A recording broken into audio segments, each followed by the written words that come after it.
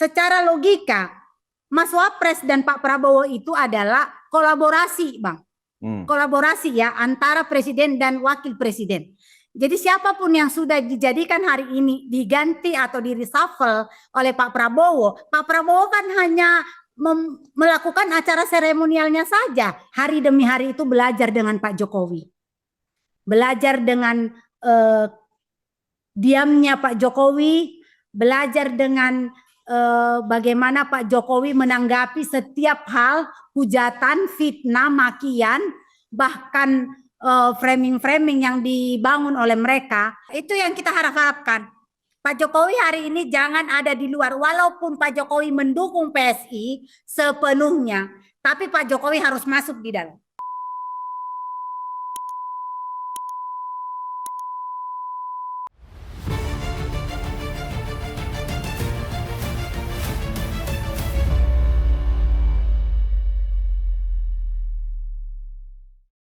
Hai penonton Ruang Konsensus Unpacking Indonesia dimanapun Anda berada.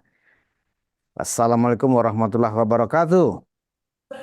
Saya Budius Ma'ruf Piliang, anak sulung Mulyono, bukan ternak onta dari gurun Sahara. Hari ini saya berdiskusi dengan teman jauh, ya, adanya di Medan, Sumatera Utara. Horas, Bu Mulhati, Siman. Horas, Bang Budius. Apa kabar? Horas dari Medan. Oh, Horas. Si Majua-Jua ya? Majua-Jua. Majua-Jua. Ya. Saya orang Medan juga sekarang, Bu. Siap. Sehat, Bu Mulhati? Alhamdulillah sehat, Bang. Ya, saya dengar-dengar Ibu Mula juga bagian dari Ketua DPD Barisan Geng Solo ya, Ormas Geng Solo ya, Barisan Geng Solo ya, hebat juga. Siap, Bang. Siap. Barisan Geng Solo sudah ada di Medan, Sumatera Utara, luar biasa. Ya, dari lama, sudah dari lama. Biasa ini. Konsolidasi jalan terus ya, Bu? Ya, siap. Iya. Bu Mulhati, barusan kita tahu bahwa sudah ada reshuffle kabinet dari Pak Presiden Prabowo, itu reshuffle kabinet ketiga ya. Nah, komentar dari berbagai pihak itu pro kontra itu biasa saja, ya toh. Nah, kemarin saya mendengar seorang peneliti utama BRIN mengatakan harusnya pada saat pelantikan hasil reshuffle ketiga kabinet kemarin itu Wapres Gibran Rakabuming harusnya datang mendampingi presiden pada saat pelantikan. Tetapi kita melihat memang Mas Wapres sedang mendapatkan tugas juga dari presiden yang ada di Papua, dan itu dinilai oleh peneliti utama BRIN itu ya sebagai sebuah situasi yang melambangkan, yang melihatkan bahwa memang ada keretakan antara Pak Presiden dengan Pak Wapres. Nah, ini kan masalah sudut pandang, Bu, kan gitu loh. Kalau menurut saya sebenarnya itu bukan masalah keretakan, ya kan? Itu kan memang sudah ditugaskan Pak Presiden ya, bahwa Mas Gibran ada acara ABCD, termasuk diutus juga oleh Presiden menghadiri hari besar Hari Kemerdekaan di Papua Nugini, ya kan? Nah, menurut Bu Mulhati sebagai Ketua DPD Barisan Geng Solo Sumatera Utara yang sebelumnya adalah para Jokowi lovers, apa cara-cara yang selalu membuat analisa, membuat perspektif seolah-olah presiden dan wakil presiden tidak solid, ada keretakan dan seterusnya. Bagaimana publik awam ya kan, bahkan juga para Jokowi lover dan juga pastinya para Jokowi haters, kan ada lovers, ada haters, itu biasa ya, Bu ya. Nah, sesungguhnya kalau Ibu Mulhati melihat kita masih perlu nggak sih merespon analisa-analisa orang yang mengaku pakar ya, mengaku akademisi bahwa presiden dan wakil presiden retak dan seterusnya ini. Gimana menurut Bu Mula? Ya, siap. Assalamualaikum warahmatullahi penonton Unpacking atau Ruang Konsensus Bang Budius. Selamat siang, Bang. Selamat bertemu kembali dengan Mulhati, Ketua DPD Geng Solo Sumatera Utara. Luar biasa. Luar biasa, ya Bang. Ibu kayak mau ceramah, Ibu Mula kayak mau ceramah aja. agak-agak ini nih Bang, agak-agak gimana gitu ya, Iya. mendengarkan segala ocehan-ocehan kadang-kadang ya yang datangnya dari akademisi ya, akademisi, bahkan yang dari brain sendiri seharusnya yang nggak perlu mengucapkan atau menyampaikan atau membuat narasi framing seperti itu ya. Kita harus mencerdaskan rakyat harusnya ya. Sebagai akademisi dan sebagai brain harusnya mencerdaskan rakyat. Nggak usah membuat framing-framing yang nggak penting. Apalagi terkait keberangkatannya Mas Wapres ke Papua Nugini. Itu secara rasional, secara rakyat saja, saya saja, rakyat yang di akar rumput aja mengerti bahwa keberangkatan Mas Wapres itu pure adalah kunjungan kerja. Dan itu atas perintah dari Pak Presiden. Jadi kalau disangkut pautkan dengan reshuffle, ketidakberadaan Mas Wapres saat pergantian menteri-menteri tersebut, terus di framing untuk mengatakan bahwa hubungan Pak Prabowo dengan Mas Wapres hari ini jadi renggang, itu benar-benar di luar nalar dan harusnya tidak disampaikan oleh seorang brain seperti itu. Karena kedekatan dan hubungan Mas Wapres sampai saat ini kita selaku Jokowi lover atau geng Solo melihat baik-baik saja. Dan pada saat reshuffle itu kan hanya mungkin acara seremonial yang itu adalah hak prerogatifnya Pak Prabowo. Jadi dengan tidak ada dan ada pun Pak Mas Gibran di situ tidak mengurangi apapun. Tapi Mas Gibran di sini saya pribadi ngelihat bahwa Mas Gibran lebih mementingkan dia mengunjungi rakyat gitu, mengunjungi masyarakat selaku dia adalah pembantu presiden. Jadi di sini tolong masyarakat supaya mengerti bahwa kebijakan dan keputusan itu ada di tangan prerogatifnya Pak Presiden, bukan di tangan Mas Wapres. Jadi Mas Wapres ini bekerja atas perintah Pak Presiden. Harusnya di situ kita harus garis bawahi itu. Jadi kalau dikatakan ini adalah kerenggangan atau mulai adanya ketidakharmonisan hubungan Mas Wapres dengan Pak Prabowo, itu sama sekali tidak benar.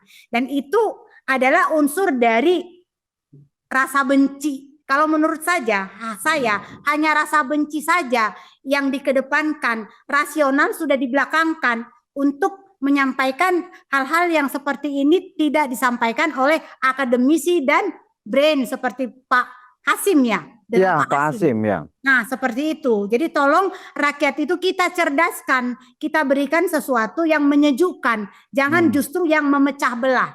Jadi politik adu domba sudah tidak laku lagi di masyarakat akar rumput. Saya selaku aktivis di masyarakat yang selalu bersentuhan dengan masyarakat, masyarakat sudah cerdas, tidak perlu lagi ada framing, tidak perlu lagi adu domba. Jadi saat ini pemerintahan kita hormati. Itu aja dulu mungkin Bang. Dilanjut. Ya, argumen yang dia sampaikan oleh Pak Hasim itu yang dari BRIN itu kan karena cukup banyak menteri yang diganti. Ada lebih kurang 11 pejabat ya, pejabat tinggi negara termasuk juga pelantikan Menko Polkam ya kan. Itu harusnya ada semacam situasi yang sangat serius, ada pergantian kabinet di pos-pos yang sangat strategis, yang semestinya Pak Wapres itu segera pulang dulu ke Jakarta, baru kemudian melanjutkan tugasnya. Nah, ini kan tidak terjadi. Nah, itu argumen yang dia sampaikan, itu melihatkan memang jangan-jangan bahkan katanya Mas Wapres pun tidak dilibatkan di dalam penunjukan menteri-menteri baru dan kenapa dia ada menteri yang diganti, ada menteri baru yang ditunjuk, jangan-jangan juga tidak dilibatkan. Gimana menurut pendapat Bu Mula?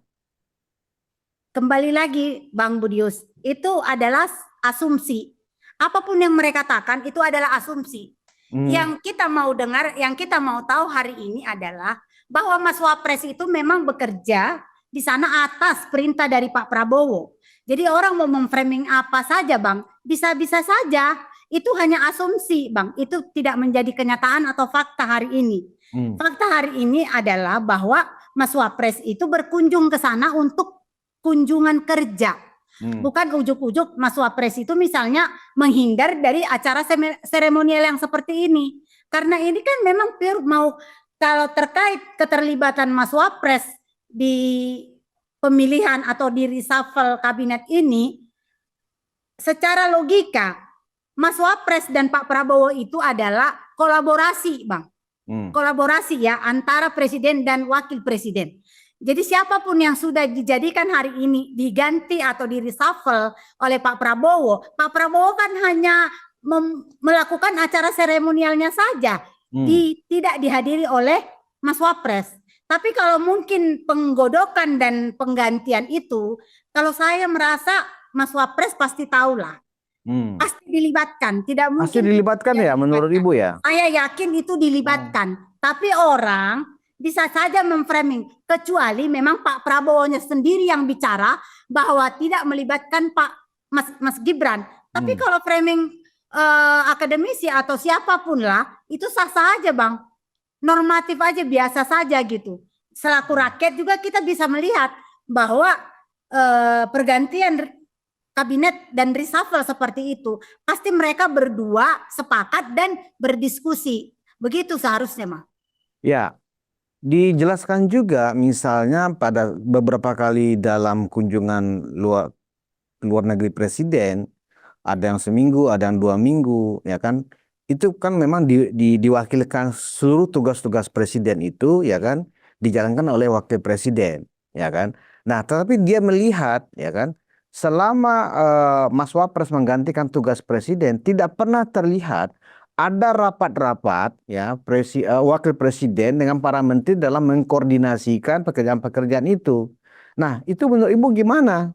Apakah memang tudingan yang disampaikan oleh saya nggak tahu dia apakah dia bergelar profesor juga, karena kan dia peneliti utama di BRIN katanya ya kan? Ya. Apakah memang rapat-rapat wakil presiden itu disiarkan, dipublikasikan atau tidak? Jangan-jangan dia tidak tahu karena tidak melihat apa ada tayangannya, ya kan gitu loh.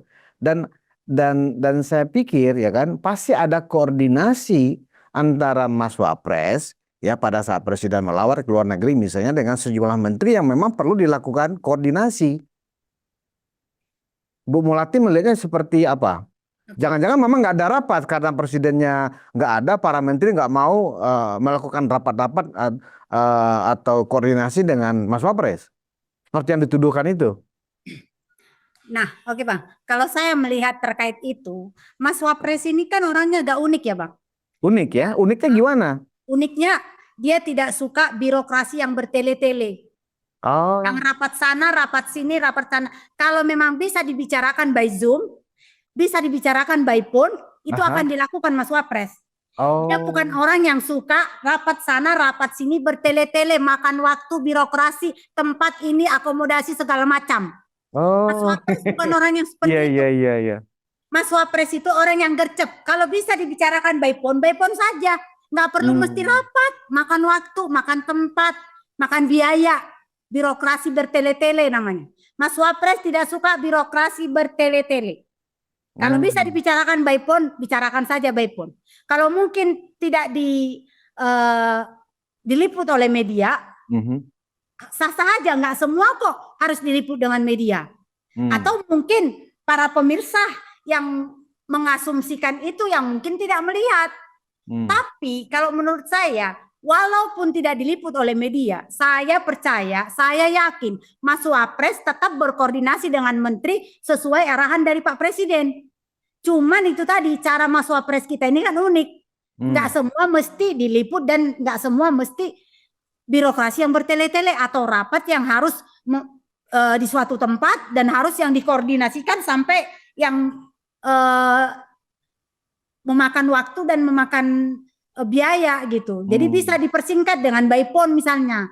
Menurut saya seperti itu, Mas. Jadi memang model kepemimpinan Mas Wapres ini memang khas anak muda sekarang ya, Bu ya? Iya, seperti yang gercep, yang nggak suka birokrasi tapi bisa dilakukan dengan telepon, kenapa harus rapat-rapat, kan begitu? Seperti itu.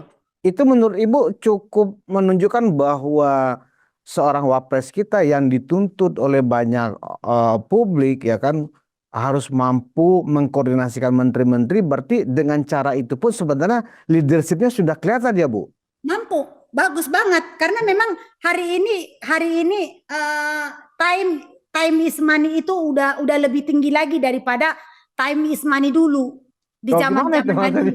Time is money-nya sekarang itu lebih tinggi lagi kelasnya. Jadi nggak perlu lagi yang namanya birokrasi yang bertele-tele gitu, Bang.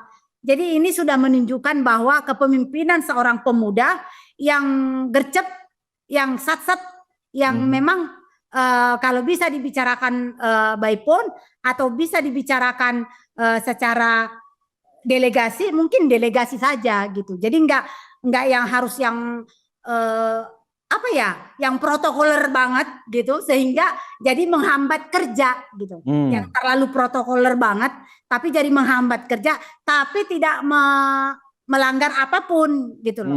Tidak melanggar apapun ketentuan SOP yang sudah ada.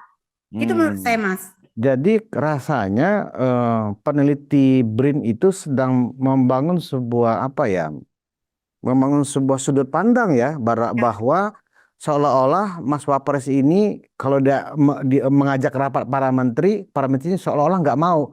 Seolah itu yang dibangun kan. Buktinya ketika Pak Prabowo melawat ke luar negeri nggak pernah tuh ada informasi berita bahwa Mas Wapres lagi rapat dengan para menteri mengkoordinasikan, nggak ada. Seolah-olah tidak mau diikuti oleh menteri arahan-arahan dari Mas Wapres. Itu saya pikir agak-agak berbahaya juga ya seorang peneliti BRIN ya.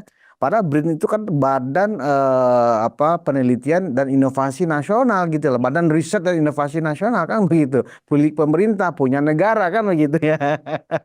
Tapi gini Bang, walaupun di BRIN itu adalah badan riset atau milik pemerintah, kebencian tetap ada Bang.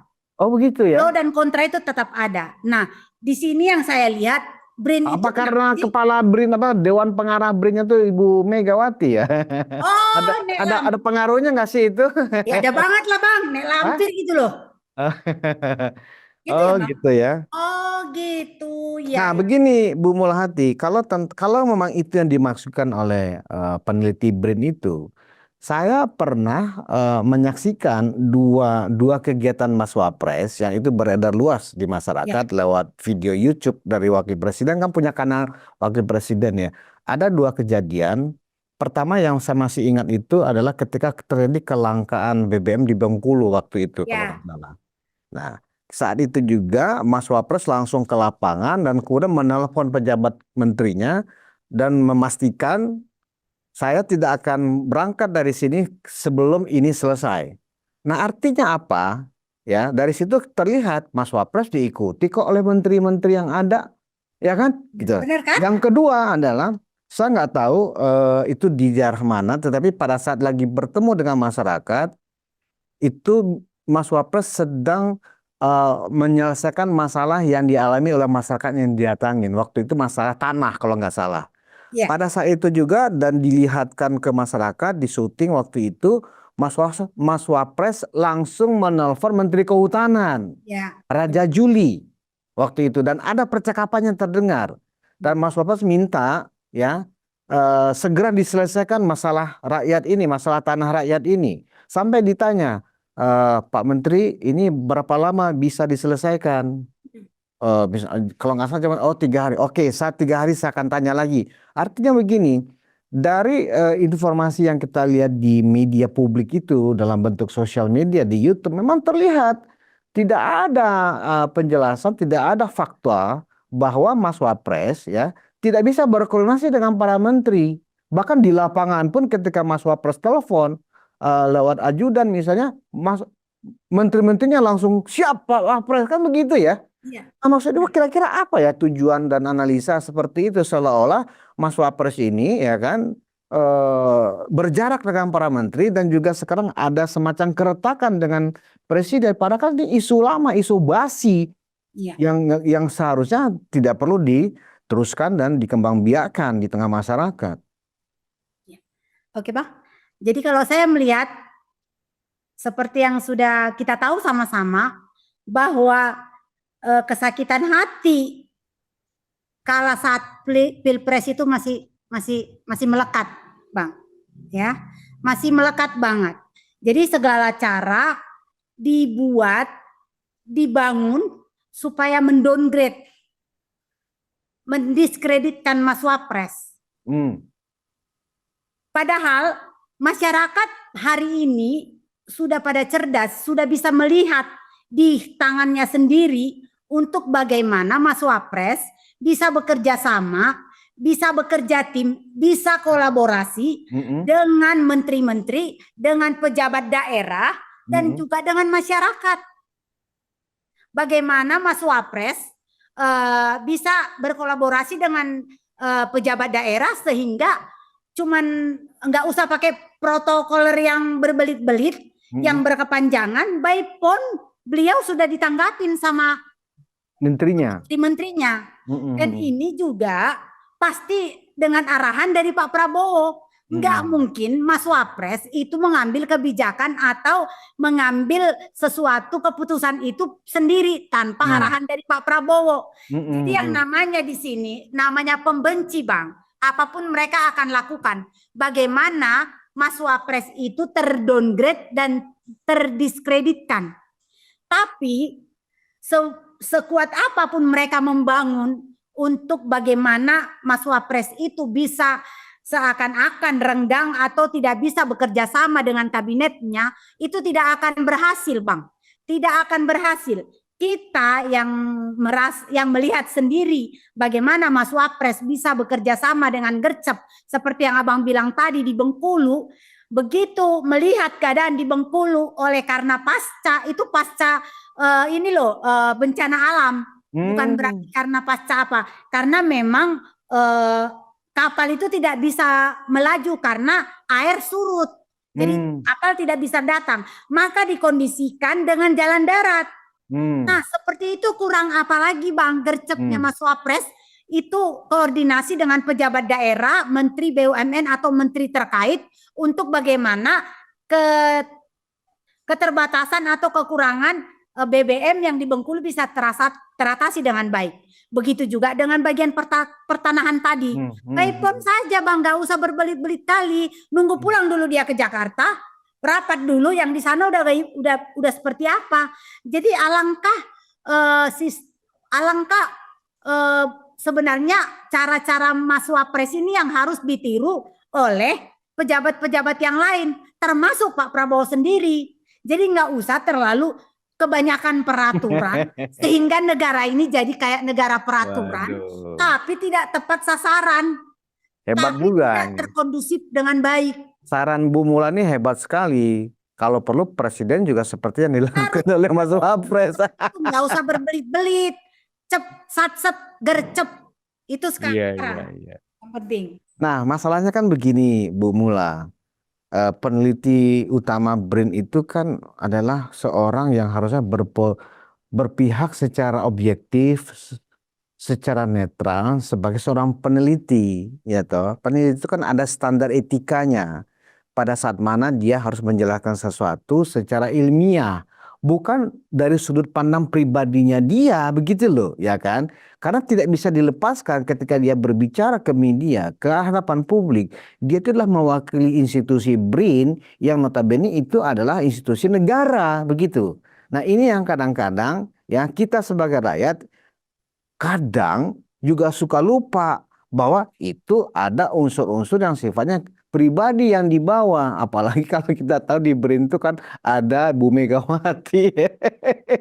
Tapi saya sebenarnya yakin, walaupun mungkin kita secara asumsi menilai bahwa Ibu Mega mungkin masih nggak suka atau benci dengan Mas Gibran, tetapi dalam beberapa pertemuan saya melihat Bu Mega tuh tetap melihat Mas Gibran tuh anaknya, masih ramah, masih baik sih sebenarnya. Tapi di belakang layar ada apa ya, itu yang kita tidak tahu, Bu Mulahati, kan begitu. Jadi kalau saya menanggapi pertanyaan Abang itu kenapa bisa seperti itu, seperti yang saya katakan, BRIN itu emang dia badan riset dan inovasi. Riset dan inovasi itu milik negara, Bang.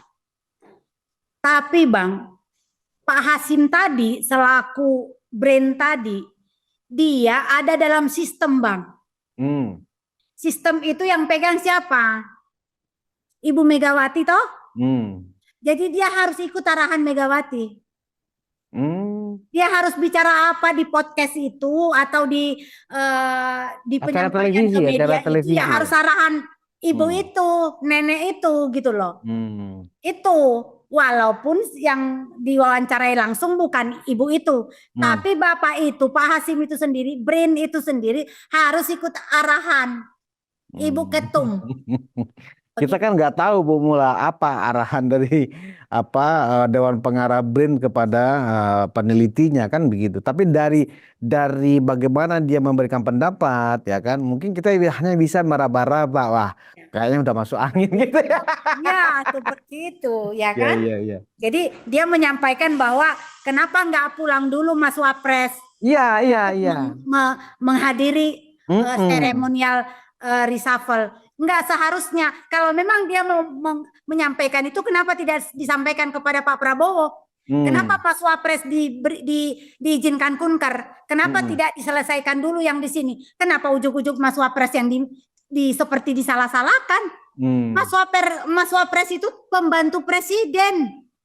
Dia akan mengerjakan apa yang diperintahkan presiden, bukan yang diarahkan sama BRIN. Gitu dong. Ya, memang banyak juga yang bertanya-tanya, Bu Mulahati, pada saat acara-acara yang penting di istana, misalnya juga pada saat malam kerusuhan tanggal 28 itu, ya kan, di mana presiden ya setelah bertemu dengan seluruh ketua partai di istana, ya kan, terus ada penjelasan kepada media, katanya, nah ini mana nih Mas Wapres? Lagi-lagi Mas Wapres nggak ada di samping presiden kan begitu. Nah itu juga di framing seolah-olah ya Pak Prabowo memang untuk hal-hal penting tidak melibatkan Mas Wapres entah karena alasan apa. Nah kemudian padahal informasi yang saya dengar ya kan Mas Wapres pada saat press conference presiden bersama ketua partai itu juga sedang menerima utusan dari teman-teman ojol gitu loh. Jadi harus sebenarnya sedang berbagi tugas kan. Begitu juga pada saat pelantikan kemarin. Memang ya kan itu penting acara itu. Tetapi mungkin presiden atau protokoler istana sudah memberitahukan ke presiden, Pak bagaimana Mas Gibran perlu menghadiri. Oh tidak usah, Mas Gibran punya tugas. Barangkali seperti itu ya kan. Kira-kira pikiran kita sama dengan memulai. Kalau pikiran saya harusnya seperti itu. Jadi harusnya saya ini saran nih sama Pak Prabowo. Supaya tidak timbul framingan yang negatif di masyarakat oleh penyampaian media atau oknum atau siapapun lah yang memframing. Harusnya Pak Prabowo juga boleh sekali-sekali mengatakan bahwa ketidakhadiran Mas Wapres hari ini adalah karena ada kunjungan kerja di sini. Saya perintahkan beliau untuk melakukan kunjungan kerja di sini. Seperti yang menghadiri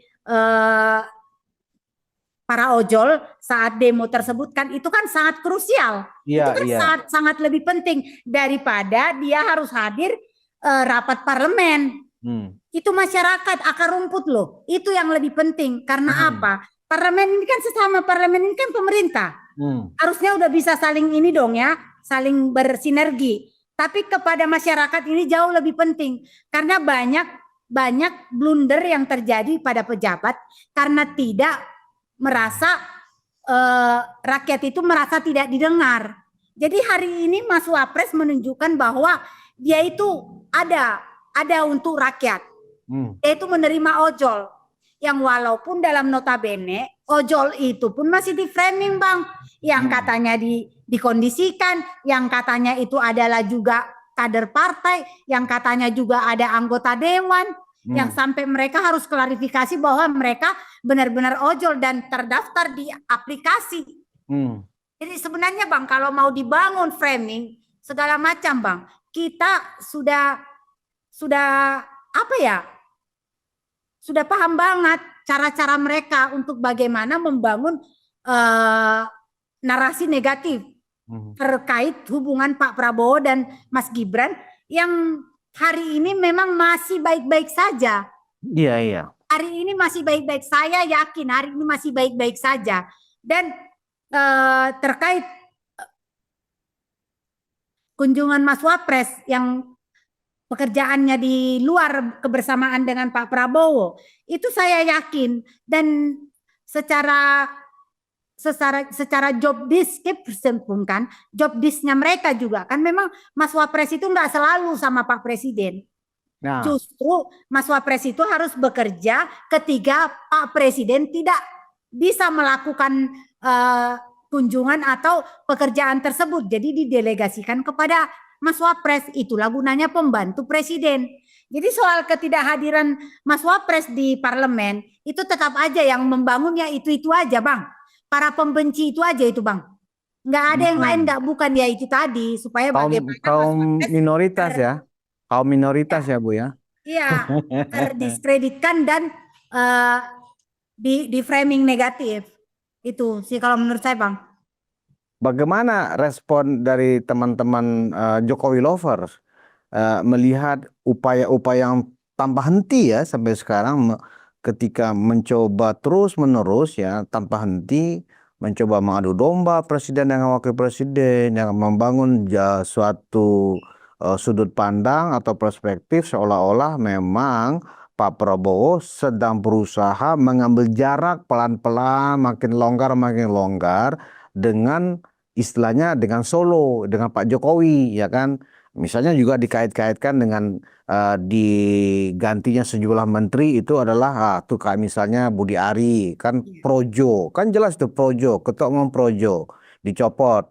Nah itu salah satu indikasi wah benar antara Pak Jokowi dengan Pak Prabowo itu ya kan lagi retak. Buktinya tuh Budi Ari diganti, itu kan orangnya Jokowi kan begitu. Kemudian juga misalnya kepala PCO ya kan Hasan Nasbi juga diganti ya kan. Nah, itu kan orangnya Jokowi diganti juga. Sekarang benar-benar itu orangnya Prabowo ya kan kepala PCO sudah diganti menjadi Badan Komunikasi Pemerintah Anggaraka itu juga. Nah, padahal sesungguhnya ya kan nggak ada kaitannya sama sekali ya Bu Mulahati. Nah, bagaimana respon teman-teman Jokowi lover yang memang jumlahnya sangat banyak ya di Indonesia ini. Bahkan ibu sendiri adalah ketua DPD Barisan Geng Solo. Nah, ini luar biasa. Nah, menghadapi framing-framing seperti itu ya kan. Apakah teman-teman Jokowi lover ini marah membalas dengan framing atau itu sudah biasa? Oke, Bang. Terkait yang seperti itu, Bang. Jokowi lover atau geng Solo atau Jokowi mania atau apapun dia yang menamakan wadahnya itu bersentuhan dengan Jokowi. Kita, Bang, udah terbiasa mendengar hal-hal yang seperti itu. Jadi kita yang selaku pencinta Jokowi itu kita hari demi hari itu belajar dengan Pak Jokowi. Belajar dengan diamnya Pak Jokowi, belajar dengan bagaimana Pak Jokowi menanggapi setiap hal, hujatan, fitnah, makian, bahkan framing-framing yang dibangun oleh mereka. Kita belajar dari Pak Jokowi. Selaku loyalis Pak Jokowi, kita harus belajar dari Pak Jokowi supaya senantiasa cooling down, supaya senantiasa tidak membalas seperti bagaimana yang mereka lontarkan terhadap kita. Kita belajar dari Pak Jokowi nih supaya tetap mengedepankan adab, mengedepankan kesantunan, walaupun sebenarnya apa yang mereka sampaikan hari ini, hari demi hari, selalu menyakitkan hati kita selaku loyalis Pak Jokowi dan Pak Jokowinya sendiri. Tapi kita belajar dari Pak Jokowi nih, Bang, untuk tidak membalas, selalu lebih menunjukkan kinerja. Sama dengan Mas Gibran, tidak punya waktu, Bang, untuk menanggapi hal-hal yang tidak penting gitu. Apalagi untuk kepentingan masyarakat. Itu lebih diutamakan daripada sekedar menjawab framing-framing atau tudingan-tudingan mereka yang notabene hanya untuk mendiskreditkan tadi, mendowngrade Mas Wapres dan Pak Jokowi sendiri. Masa sih Bu, teman-teman Jokowi lover nggak terpengaruh Bu dengan isu-isu seperti itu? Bahkan yang terakhir ya, misalnya ada tuduhan dari seseorang, nah bahkan dia menggugat ya bahwa ijazah Mas Gibran itu batal demi hukum karena tidak sesuai dengan aturan yang mestinya dilakukan oleh KPU. Bahkan digugat dengan nilai 125 triliun. Nah, dengan tuduhan-tuduhan seperti itu, belum lagi tuduhan kepada Pak Jokowi ya palsu yang sampai sekarang belum jelas status hukumnya seperti apa. Nah, sekarang ditambah lagi nih Mas Gibran juga dianggap di SMA-nya itu ternyata tidak bisa dipersamakan dengan yang ada di aturan di Kementerian Pendidikan Menengah dan Tinggi gitu. Nah, kalau dengan ini terus-menerus disampaikan oleh orang-orang yang katanya atas nama demokrasi, atas nama keadilan dan seterusnya, apakah teman-teman Jokowi lovers atau loyalis atau pencinta Pak Jokowi, pengagum Pak Jokowi, lama-lama terpengaruh kemudian akhirnya nggak benar nih Pak Jokowi? Apa seperti itu, Bu Mula? Saya mencinta jadi pendukungnya Pak Jokowi dan jadi pencinta Pak Jokowi itu dari 2014, Pak. Hmm. Apapun yang mereka sampaikan terkait Pak Jokowi, apapun yang mereka tuduhkan, hujatkan, makikan terhadap Pak Jokowi, tidak mengurangi sedikit pun rasa cinta saya terhadap Pak Jokowi, Bang Brius. Hari ini aku mau bilang, hari ini masyarakat Indonesia dengarkan aku bicara. Aku mau bilang, sebersalah apapun Pak Jokowi hari ini, aku tidak akan mengurangi rasa cintaku terhadap Pak Jokowi. Sudah berapa periode, sudah beberapa episode pemerintahan di Indonesia ini, Bang. Presiden Jokowi yang ketujuh. Baru Presiden Jokowi, Bang, yang berhasil membangun Indonesia sampai sedemikian rupa. Dengan segala kekurangan Pak Jokowi, Bang, apapun itu, saat saya pribadi dan Jokowi lover dan Jokowi mania dan pencinta Jokowi tidak akan surut untuk tetap mendukung Pak Jokowi, tetap mendukung Mas Gibran. Apapun yang mereka tuduhkan. Untuk itu saya mau kasih tahu kepada Jokowi lover, jangan pernah surut. Apapun yang mereka tuduhkan. Seperti yang saya bilang. Sekalipun Pak Jokowi bersalah, tidak mengurangi rasa cinta saya terhadap Pak Jokowi, Bang. Tidak mengurangi rasa cinta saya kepada Jokowi dengan apa yang sudah diperbuatnya bagi negara ini 10 tahun, Bang. 10 tahun. Tolong masyarakat Indonesia, lihat apa yang sudah dibangun oleh Pak Jokowi hari ini. Masih juga kau menghujat, membenci, juga membahas tentang ijazah sampai hari ini belum ada penetapan. Sakit hati, Bang. Sakit hati banget. Tapi kita belajar dari Pak Jokowi untuk bisa bersabar, bisa tetap cooling down, bisa tetap jangan membalas mereka. Tapi permintaanku untuk Pak Prabowo, tolong untuk ijazah ini, tolong Bapak Prabowo sampaikan kepada penegak hukum supaya ini diselesaikan, Bang. Ini diselesaikan, Bang. Ini benar-benar penghinaan terhadap Pak Jokowi dan terhadap pencinta Jokowi sekaligus.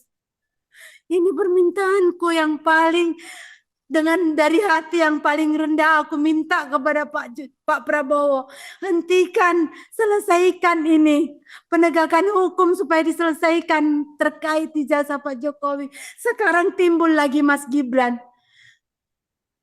Memang negara kita negara hukum, Bang. Oleh karena itu tolong tegakkan, selesaikan ini, Bang. Jangan ada pembiaran di satu kasus ini, jangan ada pembiaran. Kumohon kepada Pak Prabowo. Kalau memang Jokowi bersalah, buktikan Jokowi bersalah. Kalau tidak, selesaikan, kandangkan itu para penghujat dan penghina itu. Jangan ada pembiaran. Bagaimanapun presiden itu sudah memberikan yang terbaik buat negeri ini. Bagaimanapun Pak Jokowi hari ini mereka downgrade, mereka diskreditkan. Pak Jokowi adalah masih presiden terbaik hari ini, Bang. 2 periode masih di dalam sepanjang sejarah masih Jokowi presiden terbaik, Bang. Dengan segala kekurangannya, aku memberikan apresiasi yang setinggi-tingginya kepada Pak Jokowi dengan segala apa yang sudah dibuat untuk negeri tercinta ini, Bang. Sumatera Utara, pembangunan tol di segala sudut bukan cuma di kota, Bang. ke daerah-daerah, Bang. Itu di masa Pak Jokowi, Bang, bukan di masa presiden sebelumnya. Dan aku mohon, apapun yang menjadi kesakitan kita hari ini, loyalis Jokowi, tetap sabar dan cooling down. Jangan pernah mundur dari pendukungan kita terhadap Pak Jokowi. Pak Jokowi adalah Bapak Presiden yang paling the best, yang paling bagus, yang sudah memberikan hati dan apa yang dia punya buat negeri ini. Mungkin begitu, Bang. Terima kasih. Iya. Saya cukup terharu dengan kesedihan Bu Mulahati ini. Dan barangkali memang perasaan yang sedih seperti Ibu ini dirasakan oleh ribuan bahkan jutaan Jokowi lover di seluruh Indonesia, bahkan juga di luar negeri. Dan saya berpikirnya tadi itu semakin banyak hujatan, fitnah, framing dengan data-data yang ternyata data-data dimanipulasi. Itu lama-kelamaan, ya kan? Pecinta Jokowi lama-kelamaan menarik dukungan. Saya berpikir begitu karena kan ada sebuah teori yang dibangun, teori propaganda ya kan dari Menteri Propaganda Jerman, kan Goebbels itu mengatakan kalau kebohongan itu disampaikan terus-menerus secara masif, lama-lama dia menjadi kebenaran. Nah, ini kan masif nih Bu, kebohongan, hasutan, hinaan. Nah, itu terus disuarakan, ya kan, bahkan media-media mainstream pun mensiarkannya. Nah, lama-lama terpengaruh karena ya jangan-jangan benar Pak Jokowi sebenarnya adalah ijazahnya palsu, Pak Jokowi banyak bohongnya dan seterusnya. Nah, saya menduga jangan-jangan itu sengaja terus dilakukan karena mereka yakin teori propaganda itu akan berjalan, akan terbukti. Ternyata tidak, Bu ya. Faktanya juga seperti itu ya di masyarakat. Ya. Jadi Abang percaya nggak, Bang? Kebenaran akan menemukan jalannya. Abang percaya nggak itu, Bang? Aku percaya, Bang. Aku percaya akan hal itu. Sebagai loyalis Jokowi, aku percaya akan hal itu. Kebenaran akan menemukan jalannya. Kalau memang masih ada unsur yang jangan-jangan, buktikan, Bang, di pengadilan. Segera, Bang, buktikan, buka secara terang benderang. Kita itu permintaan kita dari loyalis Jokowi. Justru kita nggak mau ini dibiarkan atau artinya ini jadi ditutup. Enggak, justru harus dibuka terang benderang. Jadi jangan ada asumsi mereka yang bahwa ini sengaja atau ini sengaja dibuat untuk mendowngrade. Iya, tapi kalau namun ini permintaan loyalis Jokowi, tidak, justru kita meminta ini segera diselesaikan, segera dituntaskan penegakan hukumnya, siapa dan apa dan bagaimana di pengadilan, Bang, penentuannya. Jadi jangan seperti itu, buktikan, Bang, di pengadilan. Kan Pak Jokowi sudah siap akan hal ini untuk membuktikan kebenarannya.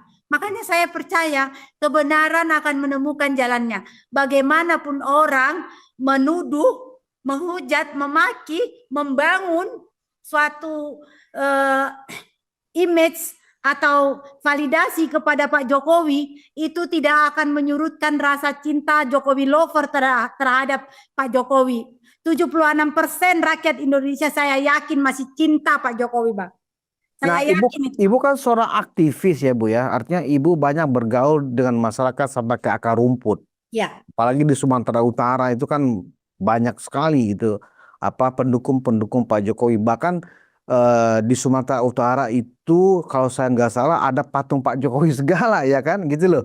Nah, dari yang ibu lihat sehari-hari sampai ke akar rumput, apakah inang-inang ya di dekat Danau Toba itu memang mulai menurun rasa percayanya kepada Pak Jokowi atau tetap mendukung atau bahkan marah gitu kan kepada para penghujat, pemfitnah ini? Gimana, Bu, ceritanya? Ya, kalau saya melihat ini bukan cuma mendengar dari sumber-sumber orang-orangnya saya, tapi saya turun ke lapangan. Saya mendengar bagaimana mereka juga sakit hati Pak Jokowi digitukan. Bagaimana mereka sakit hati. Itu patung yang ada di Lau Baleng, Desa Lias Melas Datas, Kabupaten Karo. Kabupaten Karo itu ya, Bu? Ya, di Kabupaten Karo. Itu adalah ungkapan rasa terima kasih yang sebesar-besarnya oleh rakyat Karo, yang mana dulu hasil bumi mereka jeruk itu Iya, iya, tidak iya. bisa sampai ke kota dengan cepat karena apa? Rusaknya akses jalan. Jadi jeruk itu mau 3-4 hari Bang di jalan. Kalau udah 3-4 hari busuk Bang. Jadi dengan kehadiran Pak Jokowi membangun jalan itu, karena itu jalan ke pedalaman Bang, saya sudah ke sana Bang. Waktu peletakan batu pertama, patung Jokowi di Lias Melas Datas itu, di Kabupaten Karo itu, saya ikut di sana Bang. Jauh banget dari Sumatera Utara kurang lebih 7-8 jam. Dari Medan maksudnya? Dari Medan. Dari Medan, Sumatera Utara ke Tanah Karo itu 7 jam kurang lebih. Jalan darat 7 jam, jauh sekali ya. Nah, sekarang sudah bisa ditempuh dengan 4 jam. Karena jalan sudah bagus. 4 jam. Jadi kalau dulu berhari-hari sebelum diperbaiki. Dan setelah semakin diperbaiki lagi, itu sekarang sudah bisa 4 atau 5 jam paling lama. Untuk bisa masuk sampai ke kota, hasil bumi mereka, hasil tanaman mereka itu bisa cepat sampai di kota. Dan rakyat Karo terutama Bang, yang notabene ya Bang, notabene itu adalah dulu saat Pak Jokowi di 2014 dan 2019 masih menjadi presiden dan ada di Partai Merah PDIP, mereka itu memang banyak tergabung di PDIP. Tapi hari ini Bang, kemelekatan itu justru ada ke Pak Jokowinya, bukan di PDIP-nya. Saya tahu itu Bang, saya bisa validasi itu Bang, saya bisa lihat itu sendiri di akar rumput pengakuan mereka. Dulu mereka di PDIP karena ada Pak Jokowi. Bukan karena PDIP-nya, karena ada Pak Jokowi. Nah hari ini Pak Jokowi tidak ada lagi di situ, mereka ke Pak Jokowi. Jadi kecintaan itu tidak pernah akan surut Bang, sampai kapanpun. Itu kalau sampai kapanpun. Sampai kapanpun. Sampai Pak Jokowi sudah juga tidak jadi presiden, atau anaknya sekalipun nanti tidak jadi presiden, kecintaan rakyat terhadap Pak Jokowi itu tidak bisa sirna, tidak bisa musnah, tidak bisa ditelan oleh zaman, oleh pejabat yang baru. Saya pikir enggak Bang. Kecintaan itu tetap melekat. Apakah kecintaan kepada Pak Jokowi sebagai ayahnya Mas Gibran ya oleh para militansi Jokowi ini juga kemudian turun kecintaan itu juga kepada Mas Gibran atau hanya ke Pak Jokowi aja atau gimana nih Bu? Ya, Jokowi family. Etes masih saya tunggu Bang. Jan Etes masih saya tunggu. Jangan termasuk kepada Jan Etes ya? Masih saya tunggu. Insya Allah umur saya panjang, saya masih bisa melihat atau mendudukkan Jan Etes sebagai presiden, the next presiden. Itu Bang, bukan cuma Mas Gibran. Mas Gibran kan masih besok tuh, udah dekat. Masih Jan Etes masih kutunggu Bang. Jangankan Mas Gibran yang sudah dekat, yang 4 tahun lagi ya kan ada kontestasi pilpres lagi. Jan Etes pun Bu Mulahati dan teman-teman Jokowi lovers yang ada di Sumatera Utara pun menunggu. Masih menunggu Jan Etes. Ibu luar biasa sekali sebagai pecinta dan diehardnya Pak Jokowi. Nah kira-kira orang-orang kelompok seperti Bu Mulahati ini benar nggak sih itu ada di setiap provinsi, bahkan di Aceh pun ada, yang dimana Aceh itu Pak Jokowi itu katanya kalah, di Sumatera Barat juga ada gitu walaupun tidak banyak tapi ada, dan di seluruh Indonesia itu memang tersebar begitu rata ya Bu ya sampai sekarang. Sampai sekarang. Wah itu kekuatan politik yang luar biasa itu Bu sebenarnya. Iya.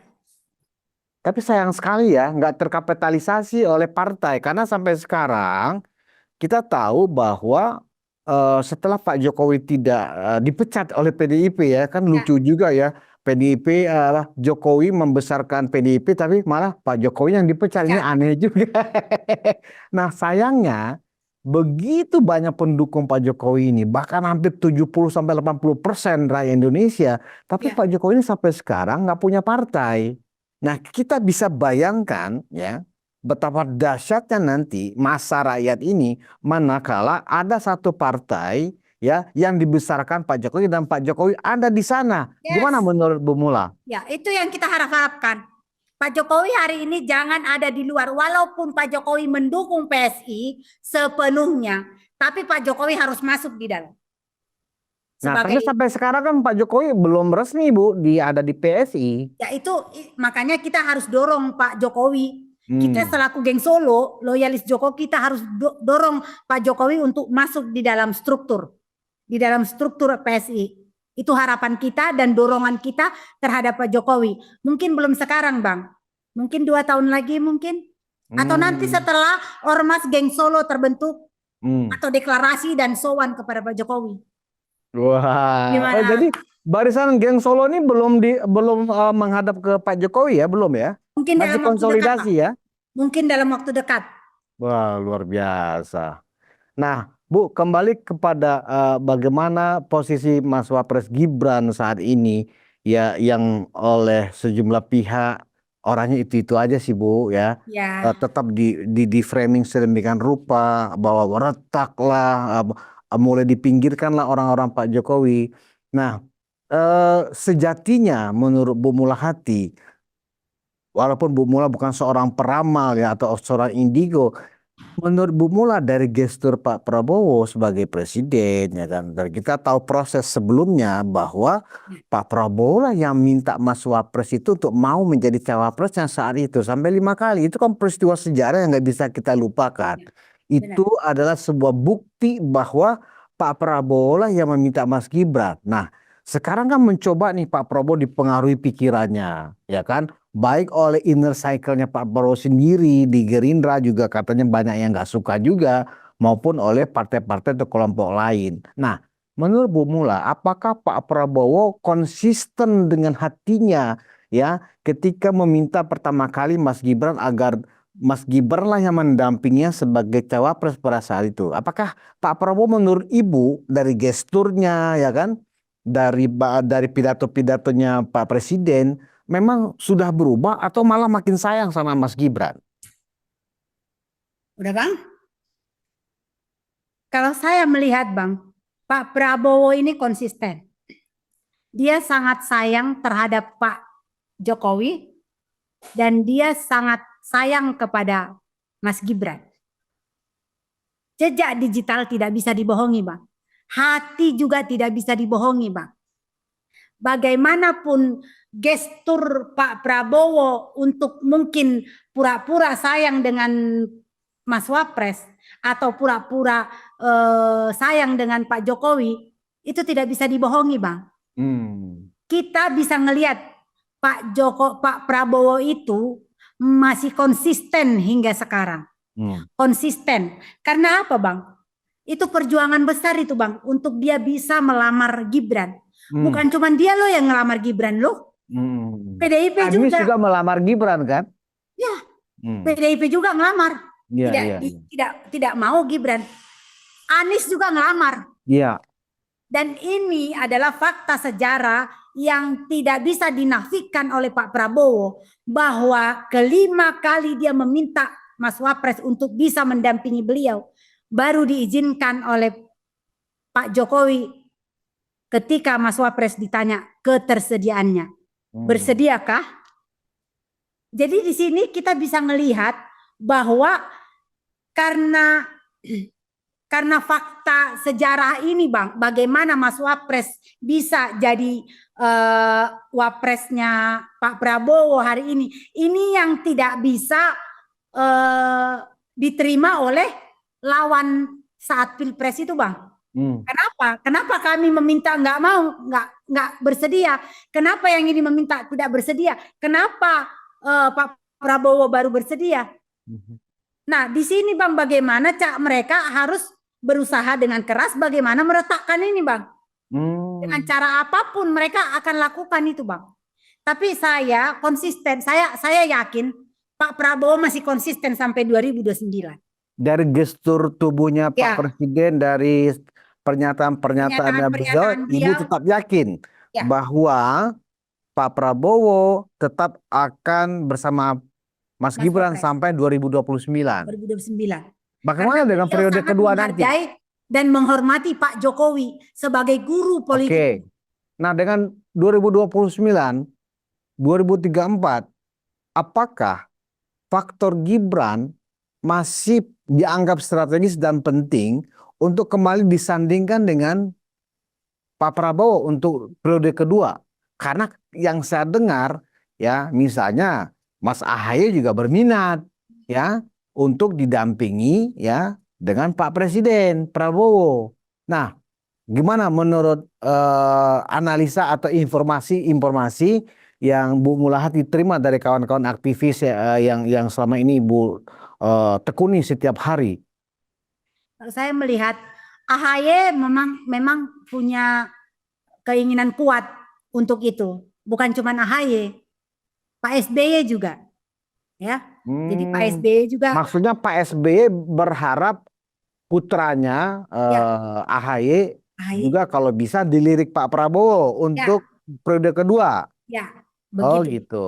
Tapi Nah, saya melihat secara secara apa ya Bang, kecintaan rakyat terhadap Mas Gibran ini jauh lah kalau untuk bersaing dengan AHY, Bang. hmm, Ya, jangankan dengan AHY, dengan KDM aja masih jauh. hmm, Ya, KDM itu sudah berhasil mengambil hati Jawa Barat toh, ya.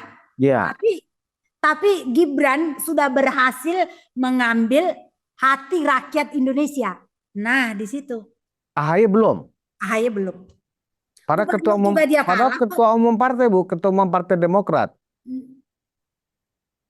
Saya nggak melihat dia menjadi ketua umum partai pun, tapi secara hati rakyat tidak mencintai AHY seperti mencintai Gibran.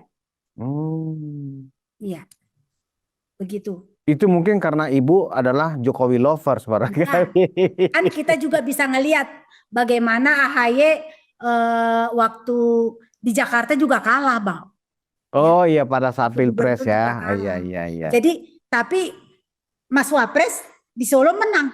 Bukan saat Pilpres, saat Pilkada. Maaf, maaf, salah lah. Saat pilkada Jakarta, Iya, Pilkada ya kan? Jakarta ya. Iya.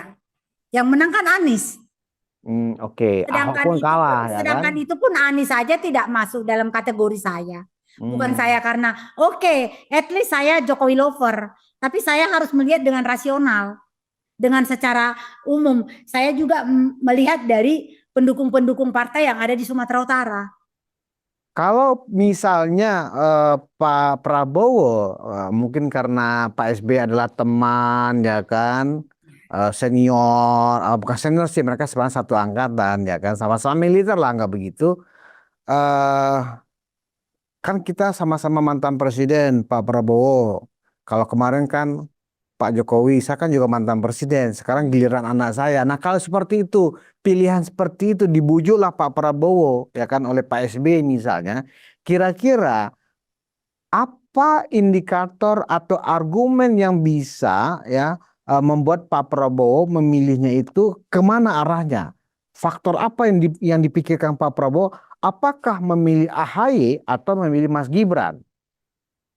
Faktornya itu tadi, rasa kecintaan rakyat terhadap Gibran itu. Mas, kalau menurut saya malah melebihi dari Jokowi hari ini setelah dia jadi wapres.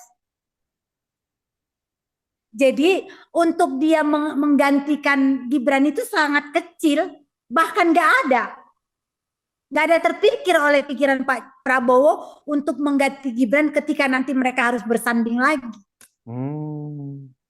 Jadi I'm sorry to say, kalau AHY tidak, saya rasa tidak, dan indikatornya juga kan AHY itu dari militer ya. Iya. Walaupun dia sudah mengundurkan diri ya. Iya.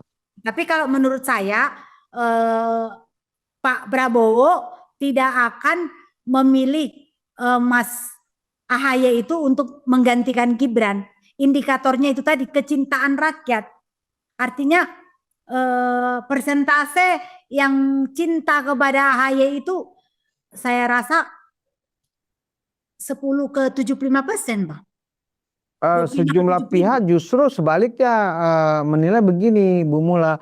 Justru ada AHY adalah pesaing kuat Mas Gibran untuk dipinang oleh Pak Prabowo sebagai cawapresnya nanti di 2029.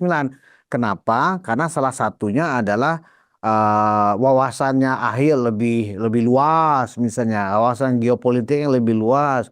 Oh, AHY adalah seorang militer yang cerdas, bahkan sekarang sudah meraih gelar doktor, sementara Mas Gibran sendiri ijazah SMA-nya saja dipersoalkan, kan begitu. Nah, dan banyak lagi aspek yang seolah-olah bahwa AHY ya secara kuantitatif latar belakang akademisnya dinilai lebih hebat dibanding Mas Gibran. Nah, di mata pemilih secara umum Bu Mula melihatnya seperti apa antara dua orang muda ini?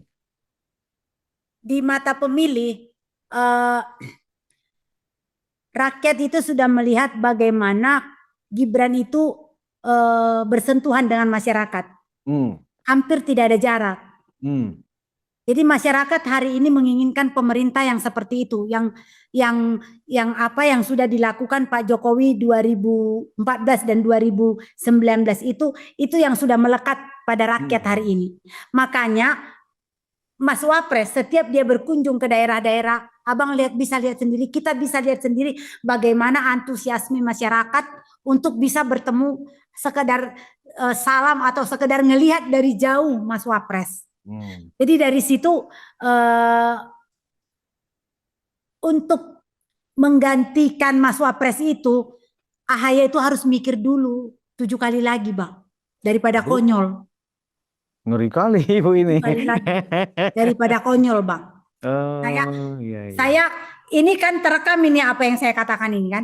Kita lihat di 2029 kalau Mas AHY masih nekat, masih kekeh mau bersaing dengan Mas Wapres, ya udah silakan aja untuk sakit hati.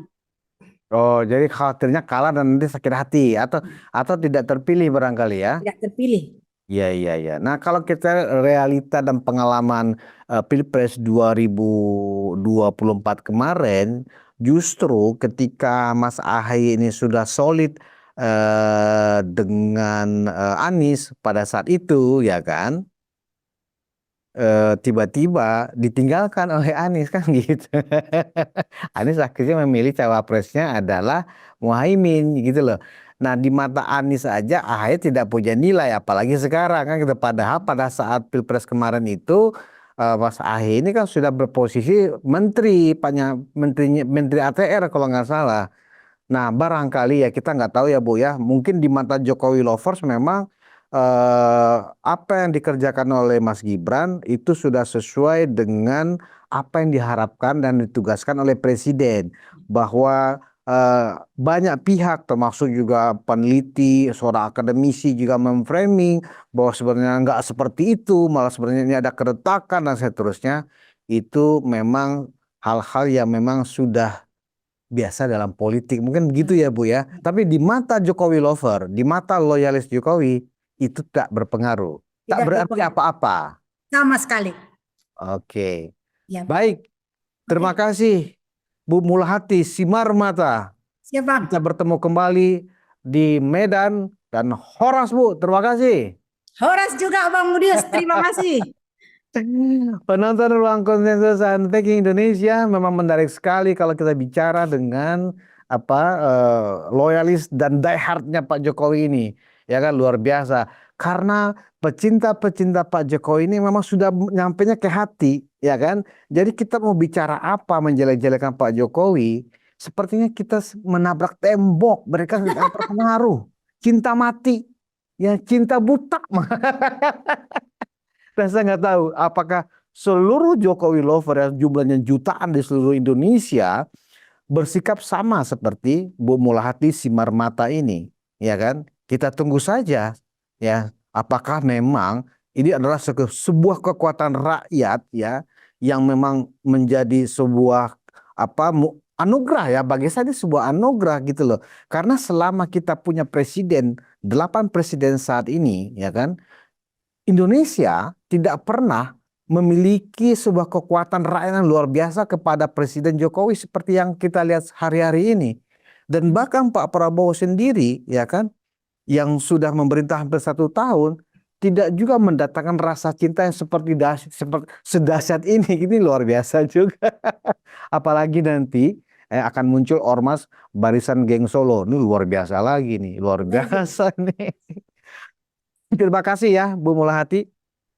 Dan terima kasih penonton atas perhatiannya. Kita bertemu di episode Ruang Konsensus selanjutnya.